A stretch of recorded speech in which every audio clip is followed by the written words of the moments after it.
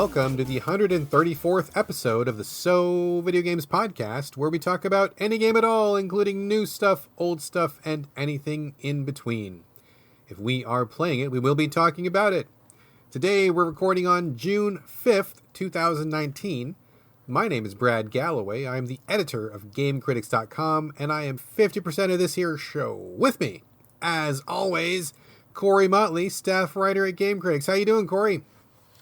I am doing pretty well, Brad. Despite the audience hearing this episode right now, little do they know, we have already been talking for more than 2 hours going into this show. True fact. True fact. Why is that, Corey? It is because I'm actually, at the time of recording, this is June 5th, like you just said, I'm actually going out of town in a few days. On Sunday, which is the 9th, I will be out of town for an entire week, going to a business trip, and then I'm staying in the town I'm going on the trip for kind of like a mini vacation after, which leaves me unable to record a show next week because I feel like if we tried to set up recording with me and a laptop in a hotel room, it would be a disaster, and plus I'm going to be very busy, and you are also very busy, so we just recorded a special kind of banter / Q&A show.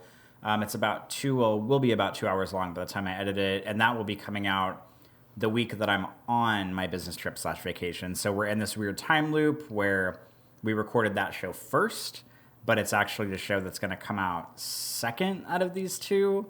But yes, this is the show you will hear first, and then next week when you hear the Q&A show, we actually just finished recording that. So we don't like to miss weeks of recordings, and sometimes this is what it takes to get there by doing 2 shows in one day. So I am already pretty tired, and we're just now starting the real show. No one said time travel would be easy, am I right? I suppose. True words have just been spoken. Let's move on, since I am also feeling the burn after a 2-hour show that we just did, but we love our listeners. We would never let them go a week without an episode unless we couldn't do it. But we actually could do it this week, so we're going to actually do it. Very happy to do the extra work because we love you guys so much. Before we get into games, as you probably have figured out by now, there is not going to be any banter this week. It's going to be just this show, the games-focused show. If you want the banter, look for it next week, because as Corey just said, that's going to be our fill-in episode along with some Q&A. So today, we just have games chat, a little bit of other chat, but mostly just the games. A little bit different format. Next week, the fill-in episode, and then we're back to regular business in the third week following this one. Am I getting my times right? 1, 2... Anyway, whatever, folks. We're going to keep doing shows. You're going to keep hearing shows. But today, there's no banter. That's the point. All right, cool. Let's get into the show proper. First thing, let's talk about the game giveaway. We had a real strong response last week, which was great. I'm happy to give away games. I'm really glad people stepped up to claim those free games. Last week's winners are Mai Sinclair and Tony Para. I believe I have already contacted both of you through email. Please let me know if you haven't heard from me. And there is more info coming up on our weekly giveaway at the end of the show. I got more games to give out, so hang tight for that. But before we get into our proper game topics, I have a little bit of, I don't want to say housekeeping, but kind of like random odds and ends that I wanted to get into before we talk about our proper topics. Before I launch into it, do you have any little bits and bobs, Corey, or you want me just to go ahead with what I've got here? I think my only housekeeping was just the notes on doing the Q&A show for next week, so the floor is yours, Brad. Okay, so this may come as a little bit of a shock, a little bit of a surprise. I've been very careful to not mention this on Twitter because I didn't want you to be spoiled, and I wanted to save it for the show. Or maybe you won't care. No. Maybe you won't give a shit. Who knows? So I fired up my Xbox One the other day, which already in itself is kind of a surprise. And we haven't really talked about it in depth, but Xbox has their new Game Pass service. Are you familiar with this Game Pass service, Corey? This is like the Netflix of Xbox, right? Basically, yeah. So they have a service where you pay $10 a month, and then they curate. I don't know how many games is on there. It's probably like more than 100 games, and some games come, some games go. Just like Netflix, like they don't always have the same games. But people have been talking about it for a while, and I've been like, fuck off. Like I never played the Xbox. A lot of the exclusives I don't really care about. I have most of those games that they're on the Game Pass that are on PS4 also. or I've got them on Switch, or I just don't care. So I just haven't given a shit. I have not given a shit until last week. So this may come as a surprise, but I actually signed up for the Xbox One Game Pass service. Sounds crazy because how often do I ever talk about Xbox? How often do I ever play Xbox?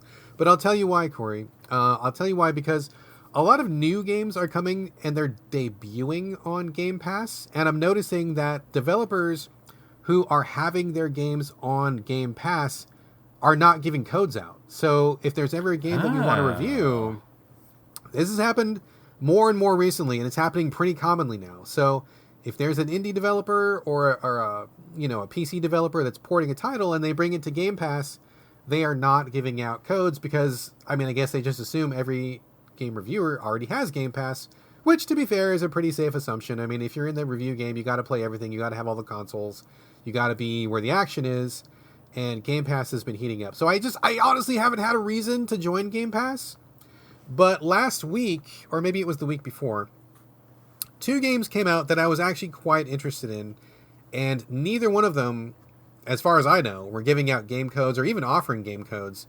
The first game was Void Bastards, which is kind of a first-person sci-fi roguelike. And I have a weakness for the roguelikes. You know that I dabble in the roguelikes. So that one caught my attention.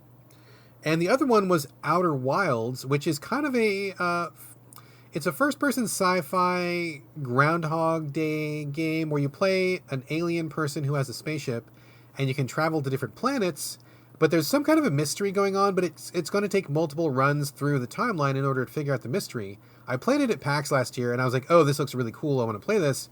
And that was one of the games that was debuting on Game Pass. And I'm like, damn it, I wanted to play that.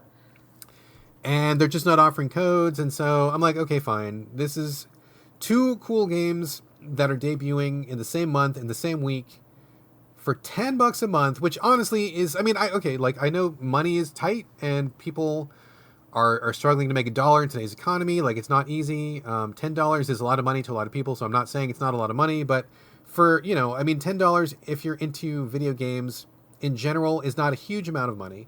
So I thought, okay, well, I can pay $10 for this 1 month. If I manage to play both of those games in 1 month, that's cheaper than me buying those games by a large margin. So I thought, okay, well, this is the month I'm going to do it. So I joined Game Pass for at least 1 month so far. I downloaded Void Bastards, downloaded Outer Wilds. I haven't played either one yet, so whatever.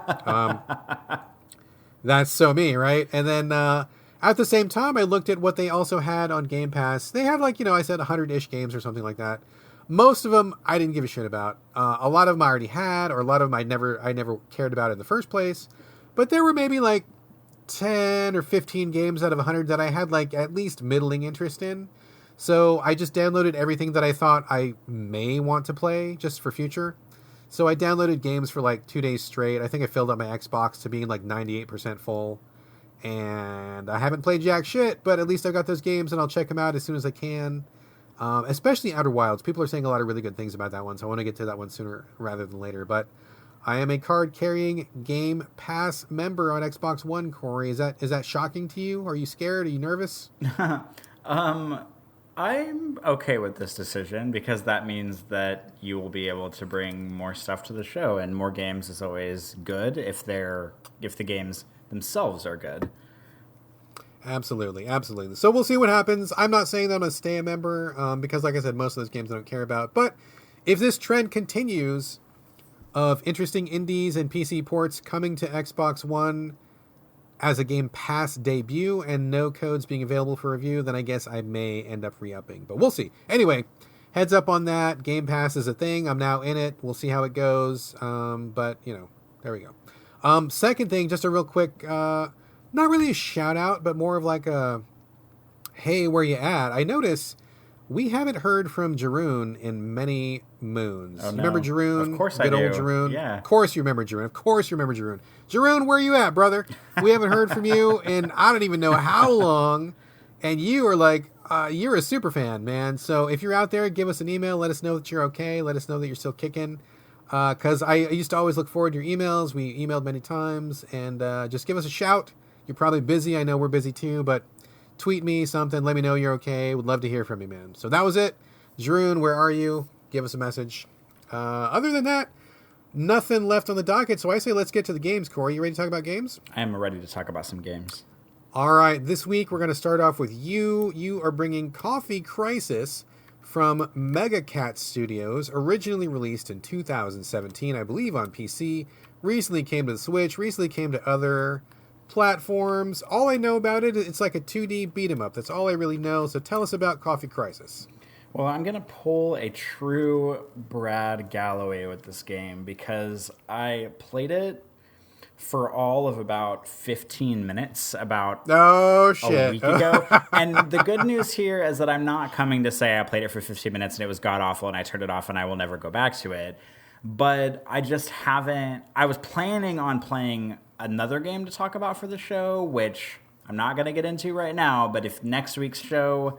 I've got a big old rant about why I wasn't able to play it, so I'll bring that to a future show. But so I was kind of banking on that other game to bring to the show, so I didn't really play Coffee Crisis very much. But I played a little bit of it, and it's basically, I bought it on Switch. I bought it on a sale. It was like $1 and some change, or like $1.30, $1.40, something like that. Super cheap, and so I was interested. I picked it up. It is very... sort of like old school, kind of whenever I first saw it, it reminded me a little bit of like the Streets of Rage games on Sega Genesis because it kind of has a similar, it's not isometric, but it's like a slightly tilted 2D view where you can walk back into the depth of the world, but it's still like pretty side-scrolly, and it's a beat-em-up game. It is heavily, I think, based in co-op where you can do split-screen co-op, or I guess it's not really split-screen because the characters are all in the same space at the same time. But it's like couch co-op. There's probably online co-op, but I have not explored that yet. And from what I can gather, because it's one of those kind of silly games that just kind of gets you into the thick of it and doesn't really like, you know, have a big opening cutscene or whatever and like really build up to it. But from what I can gather, it is about like an alien race that comes down to Earth and basically is trying to kill everybody. And you play as one of two baristas, sort of like in a Starbucks sense, and you kind of take to the streets and fight these aliens. And it's basically just like kind of a brawler like Streets of Rage, has a light attack, has a heavy attack. I think there's like a special attack. You can jump, you can grapple, and you can throw enemies. Has a very cartoony look. It looks similar to the Scott Pilgrim game that came out on Xbox 360 that was also kind of modeled after the Streets of Rage sort of formula. And I kind of like what's going on here because these games don't pop up that often. And I was a big Streets of Rage fan back in the day. I loved those games. And I think that those types of games are something, sort of like how I talk about fixed camera survival horror games. Like I feel like that era of brawlers could have a place in modern gaming right now, and they just don't really exist very much, or at least not to my knowledge, they don't exist very much. But the thing about Coffee Crisis that kind of turned me off a little bit, and I will try to go back to it, but it's pretty hard, and I think that this is one of those games that is sort of meant to be played with somebody else, because you can play as single player. You can select if you want to play as the female character or the male character at the outset. But I died pretty quickly in like the second stage, and you have a number of continues. Like if you die, I think it's like 3 or 4 times that you die. And then once you die that many times, you have to basically start all the way over. And it's so old school that whenever you finish a level, it gives you a password to write down that you have to input, which it sounds silly, but I'm actually pretty on board with this because it's something that I haven't seen in a game since, like literally like the Sega Genesis era. So it gives you like a little, like maybe 7 character password. And whenever you die, 4 or 5 times or however many before it takes you back to the start screen, you put the password in, you can go start back at the level that you were at. So as far as I've discovered, it doesn't have an autosave. It doesn't really have a checkpoint system. You just have a certain amount of lives. And then once you run out of them, you're done. And you have to go back to the start or remember the password and put it in. But I mean, my little bit of beef with this game is that it's just kind of hard. Like I got to the second level, I died however many times it takes to die before I got back to the start menu. And I think I took a screenshot of the password, but by the time I got to the start menu, I just kind of like didn't really want to go back into it. Like I think I would rather play it if I had like maybe if Patrick and I played it together, or if we did some cute, like couch co-op or something like that, I think that would be a better way to tackle it, because I just feel like, in general, it's one of those games that would be better served as a co-op experience. But I do like what it's doing. Like, you can definitely tell that it's an homage to Streets of Rage. Like, in the second level, there are some, kind of like bodysuit wearing ladies that have whips, and that's like a big throwback to Streets of Rage, like the electric whip ladies, and I kind of like that bit, and it's very goofy. Like, this game is not to be taken seriously at all. It's really silly, really goofy, just kind of like a fun little beat 'em up brawler like this. I just wish it were a little bit easier, because at the rate I played it, I mean, obviously I stopped like 15 minutes in because I died, and then I went back to the start menu. Just wasn't really feeling it, but I think maybe this game's hidden secret could be its co-op, and if you play it with a partner, I'm sure it's easier. But I have not played it with a partner yet. I will try to in the future and maybe bring some impressions back to the show if I do.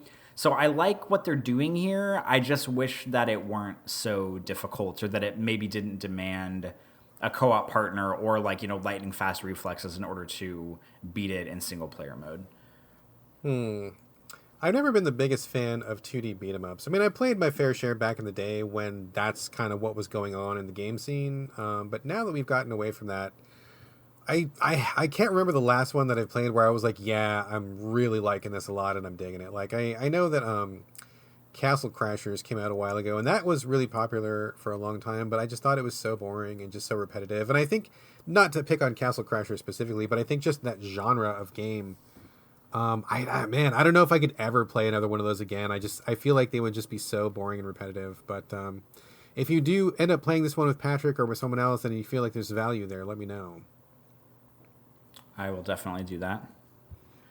All right, let's move on past Coffee Crisis. I mean, I guess one more question before we move on. So they're baristas, but why are they baristas? Like, who cares? Like, why is that a thing? Are the aliens stealing coffee beans or something, or what's going on? I don't know.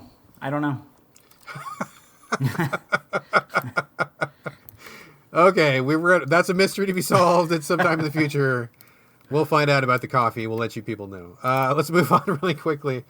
I played Akane, Akane, from Ludic Studios, which, as far as I could tell, was first released this year.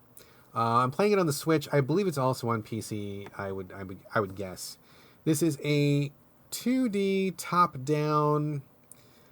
I mean, I don't even know what to even call this. This is a style of game that we are seeing a lot of right now. I don't know what's going on. All the indie developers were apparently all at the same bar, like last year at E3, when they all talked about, hey, let's all make a single screen Smash TV style beat 'em up where you just play in one screen and, you got to unlock stuff as you go. And I've seen a dozen of these in the past month. They're just coming out like crazy. I don't know why everybody decided to make these all of a sudden. I mean, it's better than getting the multiplayer party game that the indie developers were all doing a couple months ago. But I wish they would kind of not all come out at the same time, because it's really hard to play a lot of these in a row. But I picked Akane as the one that I was going to play because the developer sent us code, and that really gets you pretty far if you want to have people play your game. So you play as I don't know, like a future cyberpunk lady.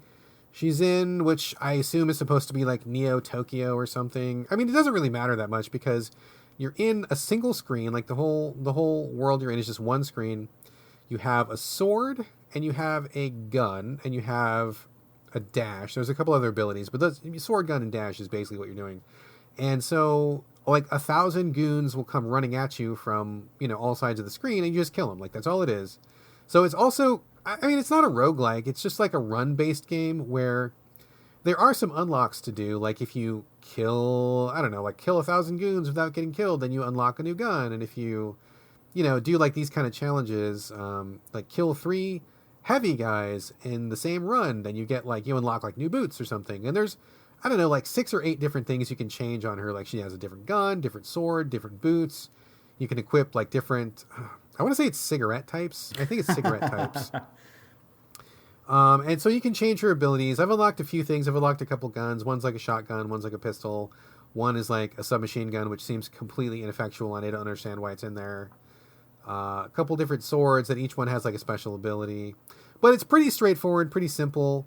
you're just doing a top-down kind of like, goons flood in, you kill the goons as quickly as they come, try to maintain a combo. This game puts a lot of emphasis on combo, keeping your combo going.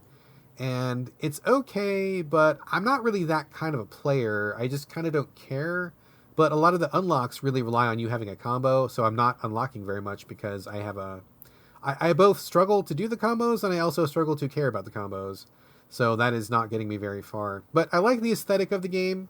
I like this style of game in short bursts. I mean, I'm playing it on the Switch, and I think if I have 5 or 10 minutes, you can play a really quick run, and you die super fast. Like, one hit kills you. So, like, you have to be, like, basically perfect playing this game, which is not my favorite thing, but it's okay. Like, I can play it for 2 minutes, 3 minutes, 4 minutes, 5 minutes, and it's fine. But I think I'm kind of hitting my skill ceiling on it. Or at least my skill ceiling without putting in practice. I don't really think that I want to put in like hours and hours of getting better at this game. So I think I've probably gotten as good as I'm going to get just on a casual basis. And I've enjoyed it, but I'm not sure that I'm going to come back and put very much more time into it. I think I probably played it for maybe like 2 hours, and I enjoyed that, but it was also kind of frustrating because you die so fast. And it was also frustrating because I felt like I wasn't really making any progress towards the unlocks.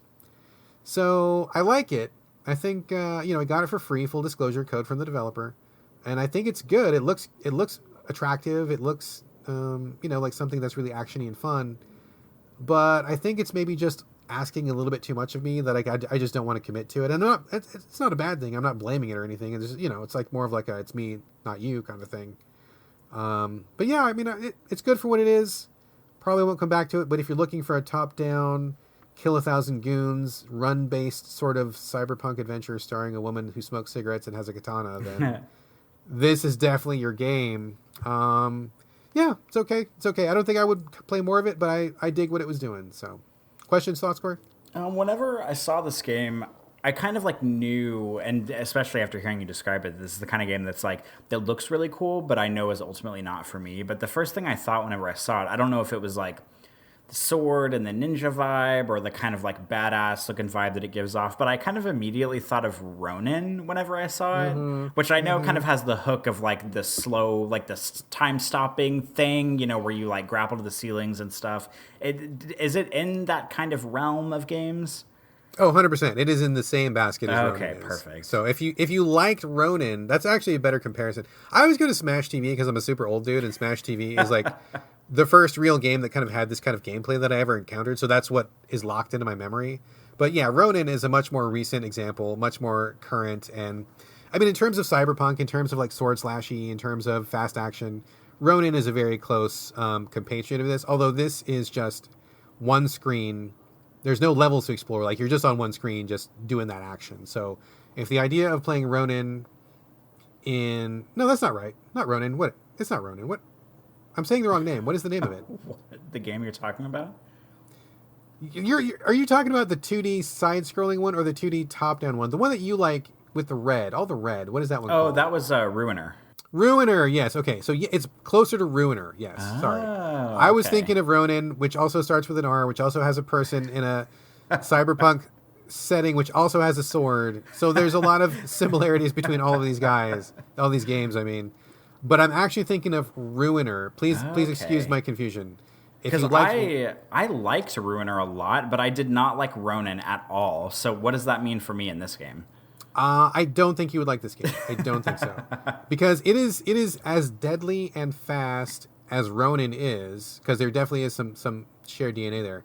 But it handles a lot more like Ruiner. Like, it feels like Ruiner, and it's got that same sort of top-down cyberpunk thing. So if you liked Ronin, I don't think that you would like this. But you did like Ronin, but you did like Ruiner. Oh, this is getting so muddled and confusing. God, Jesus. It's crazy. Anyway, top-down. If you like... Do you like Smash TV, folks? Because Smash TV is a lot like this game. Smash TV, Ruiner, top-down sort of a thing, single screen. Yeah, I mean, it's okay. It's okay.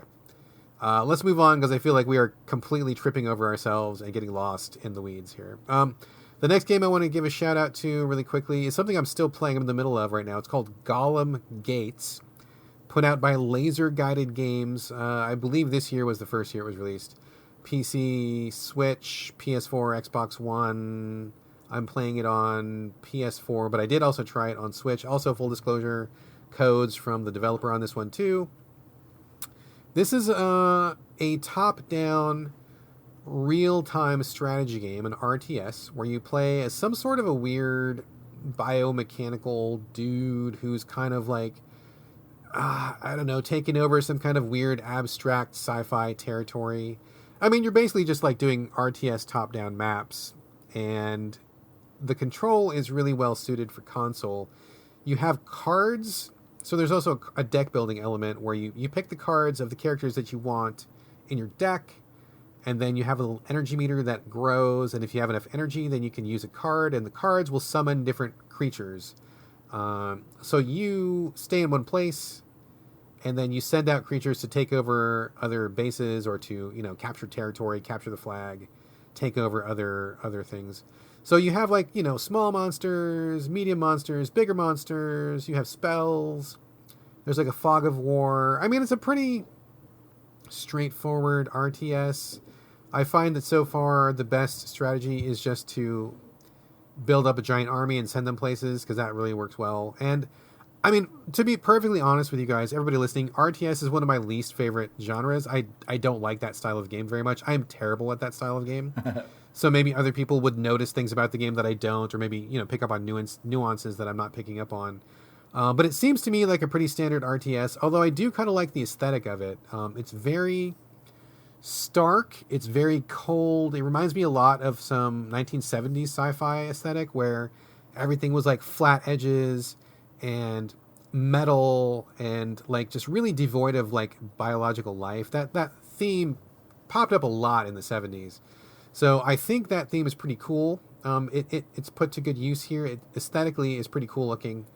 But it just seems like a standard RTS where you just build up a big army and swarm everything, and that seems to work okay. I'm still working my way through the campaign.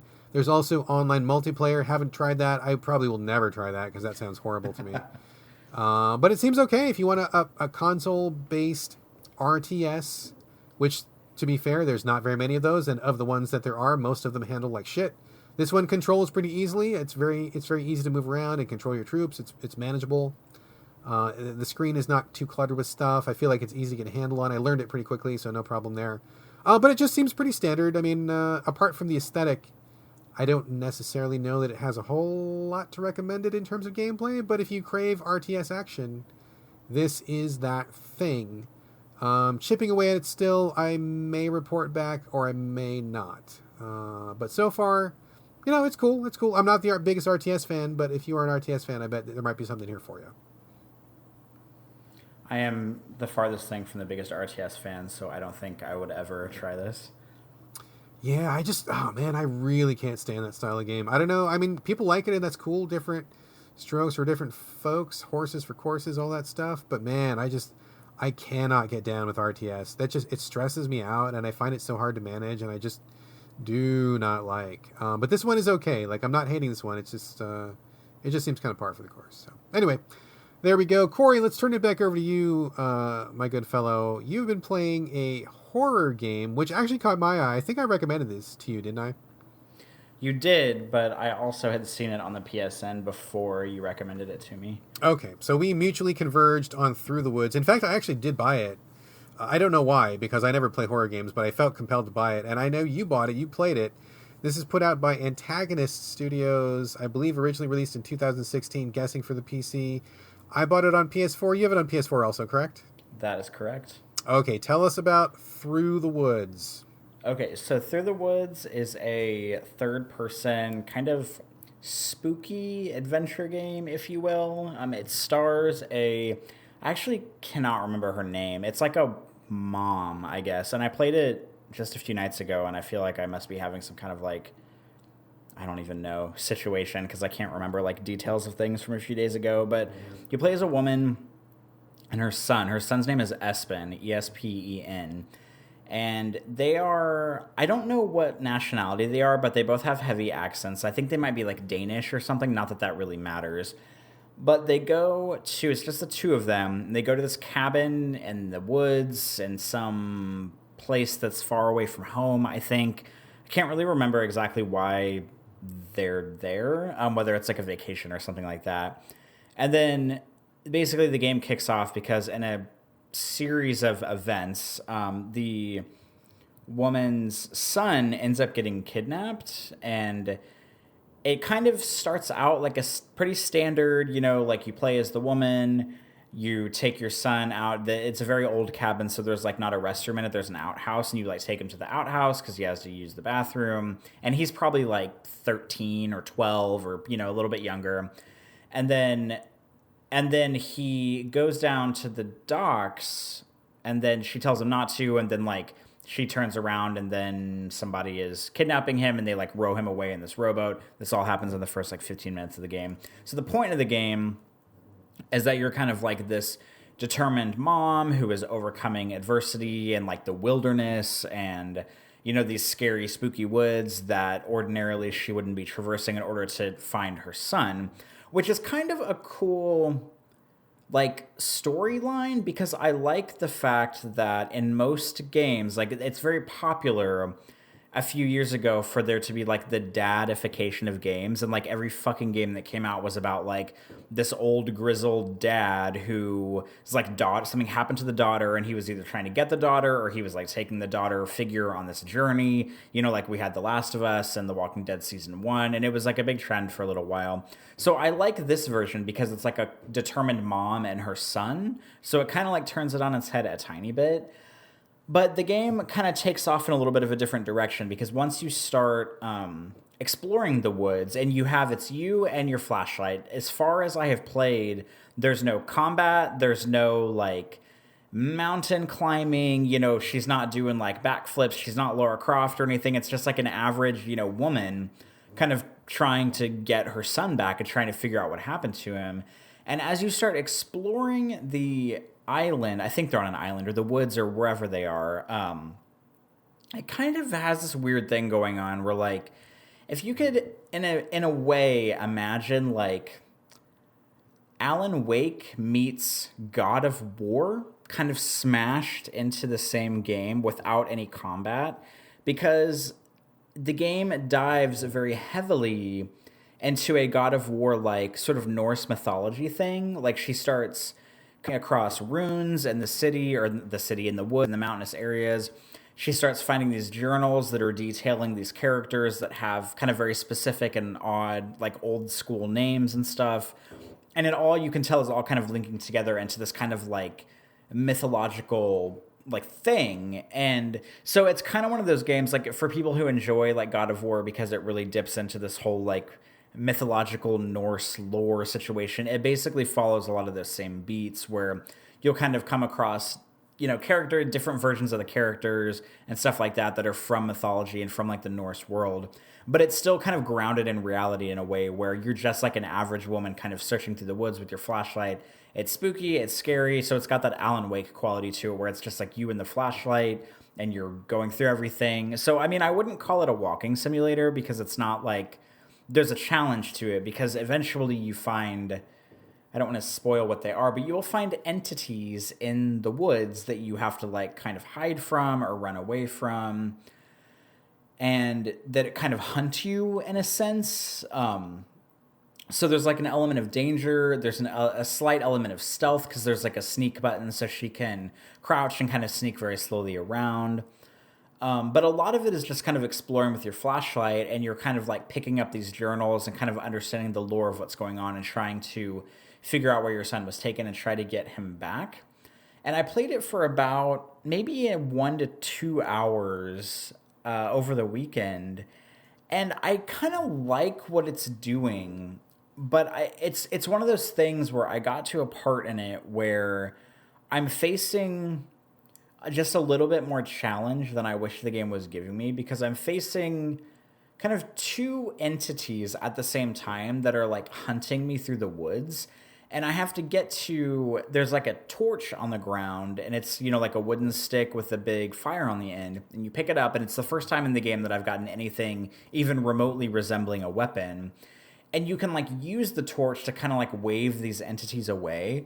But I got to a part where I basically keep dying the checkpoint right before I get to the torch. So I keep like, I'll die, and then I have to like run back to the torch and pick it up. And then like sometimes the torch will work to drive the entities away, and sometimes it won't. And if it doesn't work, then like I don't know what the fuck to do, because basically if the thing catches up to you, then you're dead meat right then and there, and then you have to start over from the checkpoint. So the game doesn't really give you any... There's not really like a big tutorial, and I mean, there's not really a lot to it, because you're just kind of like walking and running around and sneaking around and pointing your flashlight in different directions. So it's not like you have to learn like combat mechanics or climbing mechanics or, you know, swimming or whatever. But it doesn't... I could use with like a bit more hand holding, and it has a very like kind of like, I don't want to say like a retro vibe, but you can tell that it's obviously not developed with like a huge team. It has like a bit of an indie feel, because it seems like the slightest bit janky. You know, just like the way you move about the environment, and like sometimes you'll expect, if you're like climbing up a cliff or something, or like there's like a little bridge in front of you that you want to climb up, the screen will like black out, and then she will appear on the other side of that obstacle, where it makes me think that maybe like they didn't have the resources to do the animations for her to do that kind of stuff. And the voice acting is a little bit spotty. For some reason, she like narrates a lot of the game, but it's like she's not saying it out loud in like an annoying Nathan Drake way. It's just kind of like in her inner monologue in her head.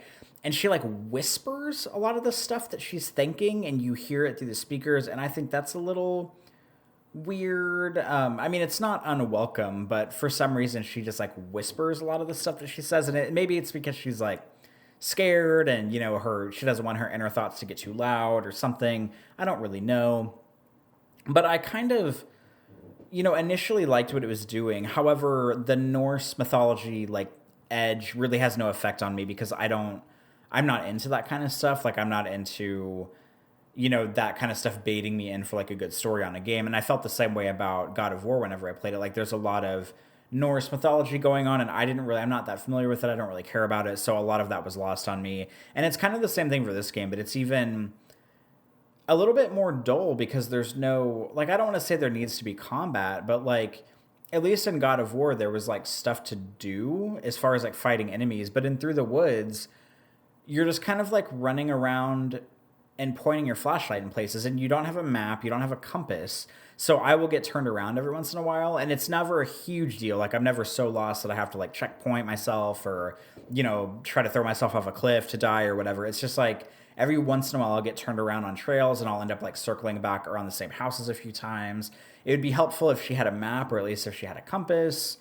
And I just wish that there were like a little bit more to do other than just like run around, because there's not really any puzzles that I've found so far. So there's not like kind of a tricky puzzle element. There's a little bit of sneaking to get around some stuff, but I just feel like it's a little bit too dull, which is weird coming from me, because usually I'm the guy who's like, yeah, give me this game where I walk around and do nothing for an hour. This is like my game of the year.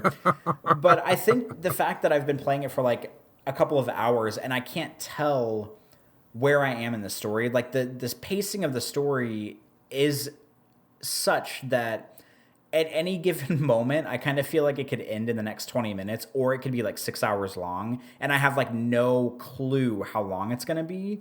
So that is also something that's a little bit concerning for me. So I just like, I'm very on the fence about this game, because I kind of like what it's doing, because it's like appealing to me in ways that, you know, it's not a game about shooting people, it's not a game about killing stuff, and I'm always kind of up for games that are about something other than that, because there's a lot of, you know, games that are out there in the space that are very like violent, or sort of like go toward that genre.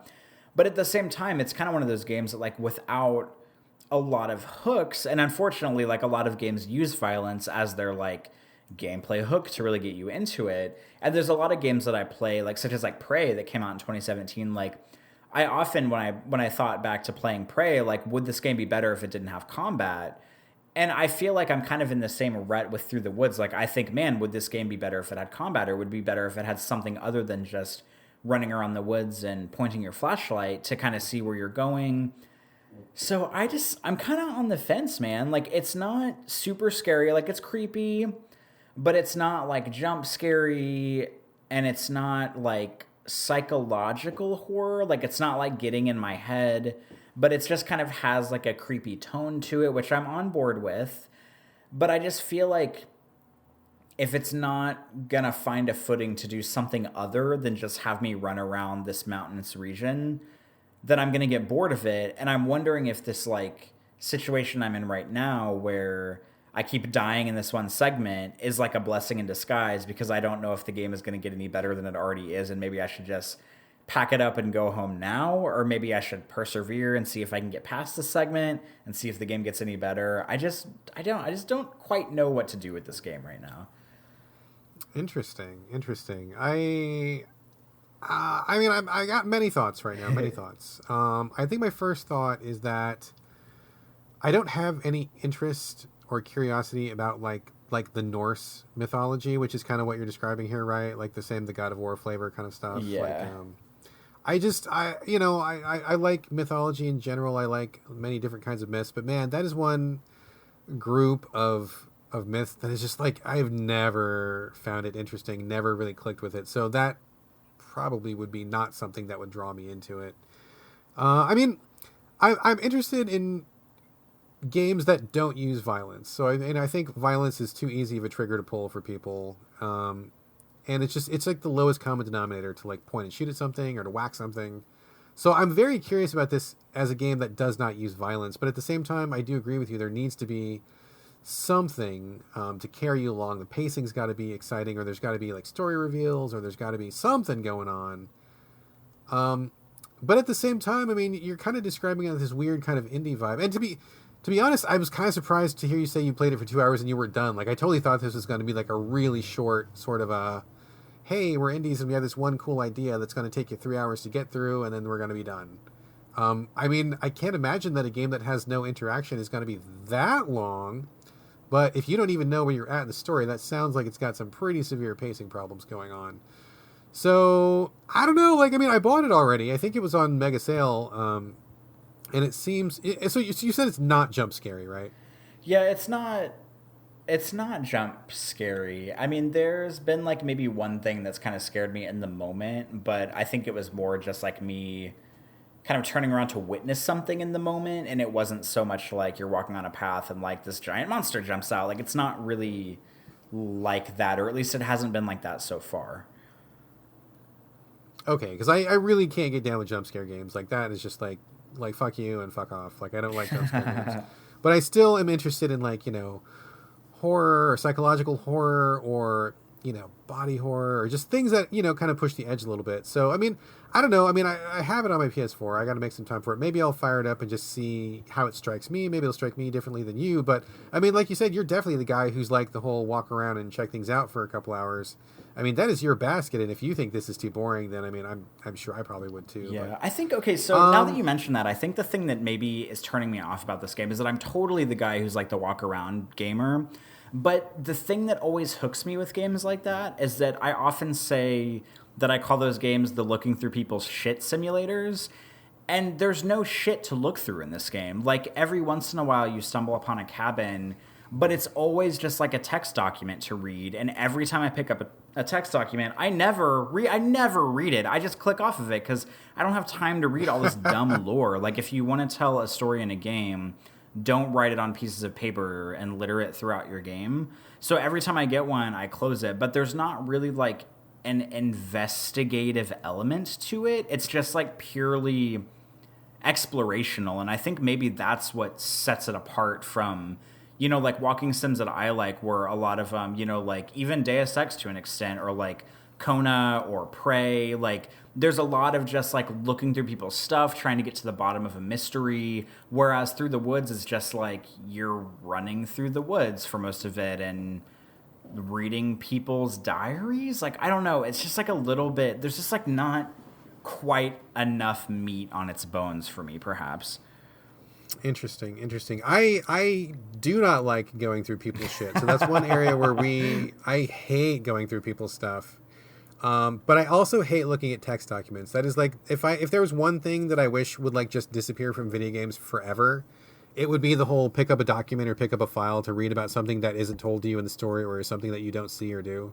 I really wish developers would just fucking let you experience the story in a more active way. So I do not get down with documents. The thought of like looking for diaries and finding diaries and reading diaries is like something I never want to do in a game again. So I don't know. I mean, maybe I'll just fire it up and see how it strikes me. I kind of want you to spoil yourself and like go look at an FAQ to find out like, are you near the end? Do you have like 9 more hours to go? Or like, I feel like this should be your jam. I mean, I'm wondering if maybe like the developers just have such shitty pacing that they are losing their core audience, which is you. And if you just go a little bit further, would it get better? I mean, I don't know. I'm not trying to be that guy, but you should go look at an FAQ or something and see if there's anything in there to kind of make you keep playing. Because I'm very curious to see how the rest of the game would affect you. Yeah, I would like to know where I am. Because, like, I hit kind of a big story beat, like, maybe about 20 minutes before I stopped playing. But it was the kind of story beat where, like, a thing happened, and then, like, it just kind of extended. I wouldn't call it padding, because it's not like the game, I don't get the sense that this game is like really padding itself out in that way, but it was like you think you reach a goal and then you realize you didn't reach a goal, and so you just have to continue on to try to get to the goal. And I really, like, it gives me no indication of how far I am in the story. Like, the game kind of sets up kind of a big bad, but I don't know where I am in relation to getting to him, or if I will get to him, or I don't know. I just like, I just feel like I don't know where I am. And maybe this is one of those dumb situations like with, you know, like Spec Ops The Line, where it's like, oh, well, the game is boring because it's supposed to be boring. And maybe this game is like, oh, well, you don't know where you are because you're like not supposed to know where you are. Like, maybe it's more meta than I think it is, but I need like a little bit more, like, I don't know, a little bit more of a tighter pace in this. Because if this game were like 2 hours long, I probably would have liked it, but I have no indication of how long it is. Like, it could go on for another 3 hours. It could go on for 1 hour. I really don't know, and I wish I did. All right. Well, let us know how it goes. I mean, I'm kind of curious to hear how this turns out, but then again, I may give it a shot, so we'll see. Let's move on real quick. Couple more games, then we're going to wrap it up for this episode. I want to talk about Slay the Spire, which is coming from Mega Crit Games, originally released in 2017, although it was an early access for a long time, and it just came out for the Switch literally today. So I've been playing on an early release code. I also tried it on PS4. Again, full disclosure, codes from the developer on this one. A little bit of a funny story. I originally saw this game, I want to say probably in like 2014, 2015. These people are from Seattle. I don't know them personally, but they are developers based in Seattle, and they went to the Seattle Indie Expo, which always happens at the same time that PAX West does. And I remember being at the Seattle Indie Expo, and I clearly remember seeing this game and meeting these people, although I didn't know who they were at the time. They didn't know who I was. I was just some guy in the crowd. And I remember looking at their game and thinking, this looks like absolute dog shit. What is this? Oh my God. I remember thinking it looked awful. Like, I didn't understand why they were showing it because it was just a mess. It was just a mess. I didn't understand what the gameplay was. I didn't understand what the point of it was. The graphics were really rough and awful. And I remember just sitting there playing it. They're like, yeah, you want to play this game? And I'm like, yeah, sure, I'll try it. And I'm like, oh my God, this is like really bad. Like, this is terrible. I clearly remember that because it was so awkward. And I remember just having this like blank stare at one of the developers, and I just had like literally like nothing to say because I didn't want to say something insulting. And I'm just like, thanks for letting me play your game. And I kind of just like walked off. But I remember seeing it, and then so that was my first encounter with Slay the Spire. Jump forward a couple years, and I was listening to the Gamers with Jobs podcast, which is one of the ones I listen to fairly regularly. And everybody on that fucking show was like, oh my God, Slay the Spire is so great. I can't stop playing this game. I've got like 200 hours in this game. This game's amazing. And I'm like, what? I pull my car over like immediately and I start like doing a Google search. I'm like, this can't be the same game. What are they talking about? And like everybody on the podcast raving about this game. And I'm like, but that was what that other game was called. That was the shitty game that I saw in the Expo. This can't be the same game. Can't be the same game. It is the same game. So what happened was these guys, all credit to them, have really poured their heart and soul into it. Apparently they have been doing like weekly updates via early access for like 2 or 3 years or something. And so with the help of the community and with their own hard work and creativity, I mean, the game as it is in its form today is like basically unrecognizable compared to what it was back then, and in the best possible sense. And on the one hand, it's like, man, amazing, total props to you, because I never in a million years thought that was going to turn out to be a good game. And also, it kind of just like, it kind of is like a warning of like, don't show your game to like people, or I guess specifically critics, until it's like really show worthy, because you're just going to get that negative connotation going, and it's going to look really weird and awful. I mean, an indie developer showing it to other indie developers in a jam or something is one thing, but like, I don't know, man, just seeing it in the Indie Expo and assuming that these people wanted to show it off, I was like, oh dear, like what is, whoa, ooh, you guys should be showing this off. But anyway, enough shit talking. Slay the Spire is out today on Switch. I think it's awesome. I actually think it's awesome. It has come so far. It has gotten so much better. It is a deck building. Again, I don't want to say a roguelike game because I don't think that's appropriate, but it's like a run-based game where you are intending to like beat the game every single time you try it, and sometimes you do, sometimes you don't, because there's a lot of randomized elements. But it's a 2D hand-drawn art-based game. You have cards. You have 3 characters to start with. Each character has their own set of cards. You have a guy called the Ironclad, which is kind of like a fighter or soldier. You have a thief-like character, which is not exactly like a thief, but kind of like a thief. And then you have a robot, which is sort of like a magic user, but not really. Like, all the classes that you have are kind of off the beaten path, which is pretty cool. I dig that they didn't just go with regular archetypes. Each one has their own separate deck of cards, and each card has like a variety of things. Like, you know, one will be like, you know, attack for 5 damage, and one is block for 5 damage, and then they have like all these different things. Like the soldier guy, he's into like big heavy strikes, a lot of like double attacking. Doesn't block so much, but he's got the ability to kind of heal himself a little bit. The thief dodges like a lot, blocks a lot, has a lot of poison attacks. And the robot, who's actually turned out to be my favorite, has a lot of like little, I don't know, like little units that travel along with him. They kind of float in the air above him, and they can channel different elements. He's got like lightning, ice, darkness, plasma. They all do something different. And so like, depending on which ones you summon, they can have different powers. Like, some of them attack for you, some of them defend you. I like that guy the most. I think he's pretty cool to use, pretty fun. But basically, you start at the bottom of a tower, and I've been on record many times as having a weakness for tower climbing. You know this, right? Yes, but does the game have jetpacks? See, no jetpacks yet, which is a disappointment. Also, no grappling hook. So it's only got one of the 3 elements that I am weak to. But, you know, still striking a critical hit with me. Climbing a tower, it gets you pretty far with me. So you start off the game with your basic deck, and then every time you beat an enemy, you do like a one-on-one battle with each enemy on every floor. Every time you beat an enemy, you get 1 new card. They give you like 3 cards to pick from. You can pick whatever you want. And then you build your deck as you go up the tower. So every time you beat a new battle, you get a new card. Sometimes you'll get to like a shop where you can buy cards or buy potions or something that give you like more life or have different effects. Every once in a while you get to like a boss, which will, if you beat them, will give you like an extra really good card. And that's basically all there is to it. But it's really well done, really elegant. The thing that I like most about it in its current form is that they've really gone over the UI a lot. You can tell that they've really put a lot of effort into it, because everything on the screen is very clear, easy to understand. It's very elegant. Nothing's cluttered.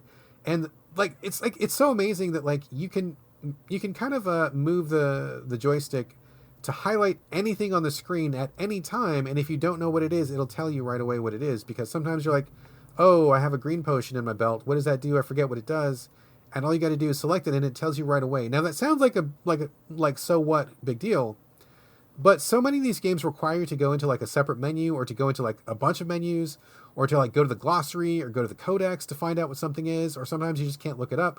I really, really, really appreciate the fact that you can just mouse over to something, or not mouse over, but, you know, control over, and just anything on the screen, and it'll just immediately tell you that's what it is. And I'm like, that's amazing. So user-friendly. So it does so much heavy lifting to keep the game moving forward that I really love it a lot. Also, all the cards are very straightforward and easy to understand. If you try to do something that the game will not allow you to do, your character will like say it out loud. He'll be like, I don't have enough energy for that, or I have to throw this card away, or something. Like, he'll tell you like what's going on. So if you forget and you're like, fuck, why can't I do this card? What's going on? Like, your character just fucking tells you. And I'm like, oh yes, amazing. Amazing. I love that, you know. They don't count on you going to the wiki. They don't count on you like knowing the game from early access. They count on you knowing nothing, and maybe you forgot what it was like last time you played. So they remind you all the time of what's going on, and I think that's so good, so good. And it's just really straightforward. I think that it succeeds where a lot of other deck building games fail because you start fresh every single time. So it's all about what you're doing in the moment. Like you don't have to like buy anything. There's no DLC or anything like that. Like you don't need to manage your deck over time. It's just like you jump in, you start with the same fresh deck. Every time you beat a battle, you pick what you like. What did you like last time? Pick that again. You didn't like that last time? Pick something new. And you just kind of go. And there's a lot of luck. I mean, it's always random. It's random about what kind of guys you fight. Sometimes you fight a guy that's really easy. Sometimes you fight a guy that's really hard.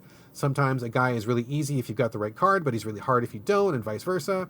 So if you like just that kind of run-based, I just want to play for 5-10 minutes and see how far I get, it's really good for that. I think it fills that niche really, really well.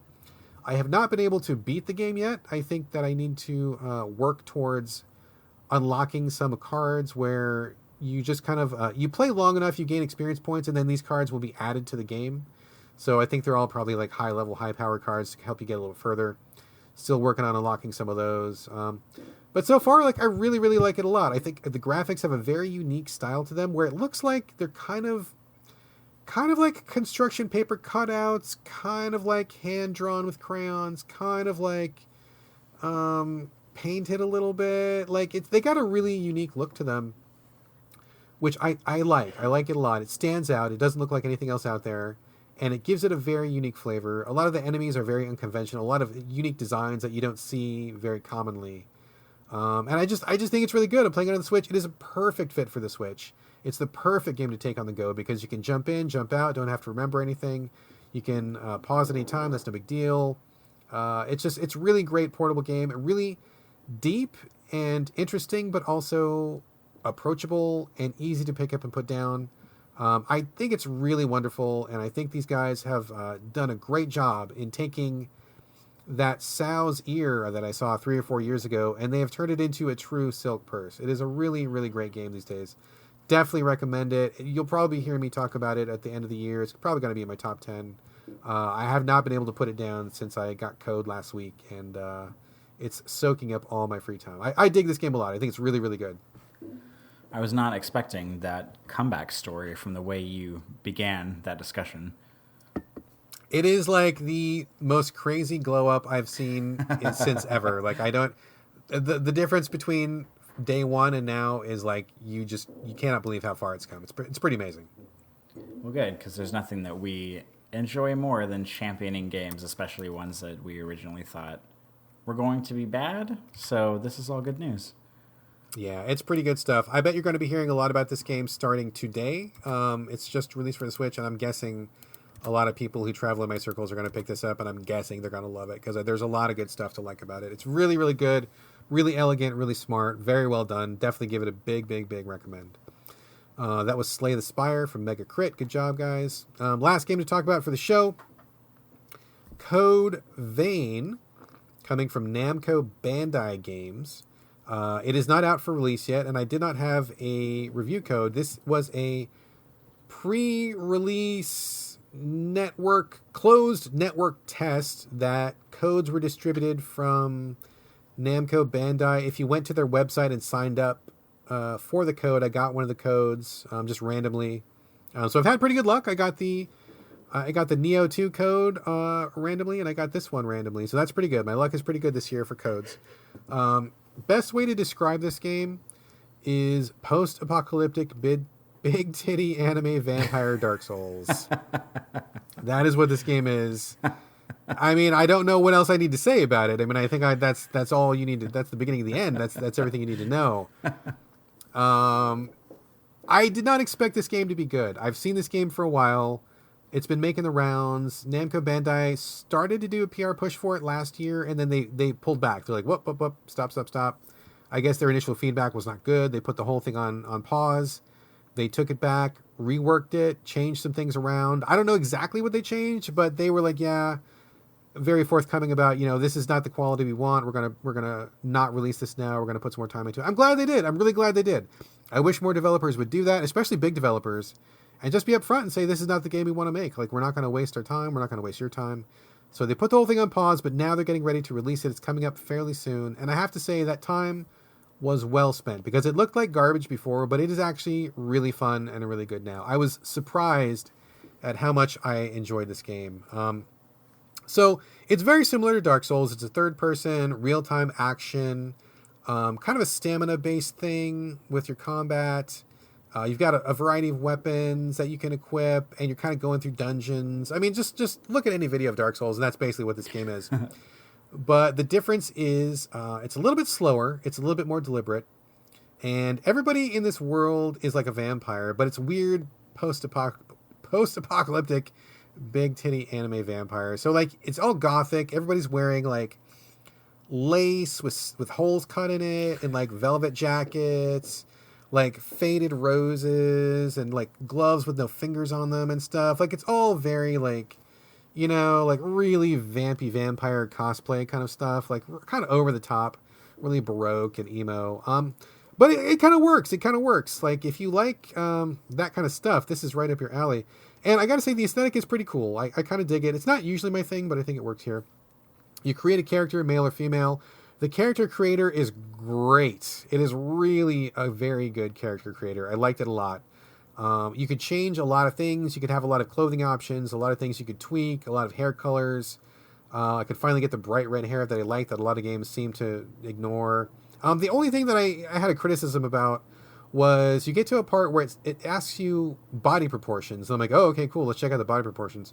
I made a female character, and my favorite thing to do is play as a plus-size female in a game, which is rare. It is so rare. One of the rarest things ever. And when they came to body proportion, all it did was make the boobs bigger or smaller. Nothing else on the body changed, which was lame. That was lame.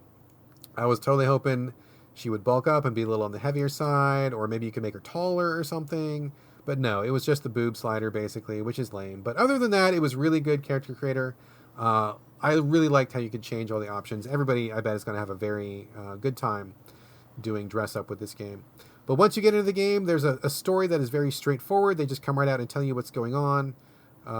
There's characters you can talk to. There's like a hub world where there's other characters to talk to. You can do stuff there. It seems like it's going to be kind of go back to the hub world, then go to a level, do the level, then go back to the hub world. I don't think it's going to be open world, which is good. I'm kind of tired of open world games right now.